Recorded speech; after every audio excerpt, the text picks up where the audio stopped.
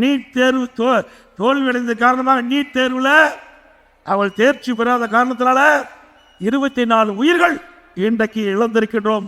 இதுக்கு முழு பொறுப்பு ஸ்டாலின் ஏற்க வேண்டும். உங்களுடைய பேச்சை நம்பித்தான் நம்முடைய மாணவர்கள் எதிர்நோக்கி கொண்டிருந்தாங்க. ஆகா, திரு ஸ்டாலின் முதலமைச்சர் ஆகிட்டார், தேர்தல் நேரத்தில் வாக்குறுதி கொடுத்துட்டார், ஆட்சிக்கு வந்தவுடன் நீட் தேர்வு ரத்து, முதல் கையில் தென்று அப்படின்னு எதிர்பார்த்த மாணவர்களுக்கு ஏமாற்றம் தான் மிச்சம். 24 உயிர்கள் இழந்ததற்கு காரணம் இன்றைய முதலமைச்சர் ஸ்டாலின் அவர்கள். அது மட்டும் இல்லை, ஒரு கூட்டத்தில் பேசுகிறார் உதயநிதி ஸ்டாலின், நீட் தேர்வு ரத்து செய்வதற்கு ரகசியம் இருக்குன்னு சொன்னார். இப்போ துணை முதலமைச்சர் ஆயிட்டார், இன்னும் ரகசியம் வெளியிடவே இல்லை. எப்படி மக்களை ஏமாற்றுறாங்க பாருங்க, அப்பனும் மகனும். ஏமாந்துடாதீங்க. அது மட்டும் இல்லை, அண்மையில் நடந்த சட்டமன்ற நிகழ்ச்சியில் ஸ்டாலின் எழுந்து பேசுகிறார்.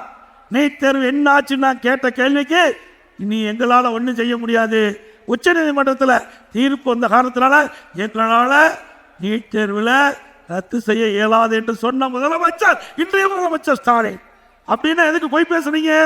எதுக்கு பொய்யான வாக்குறுதி நாட்டு மக்களுக்கு கொடுத்தீங்க?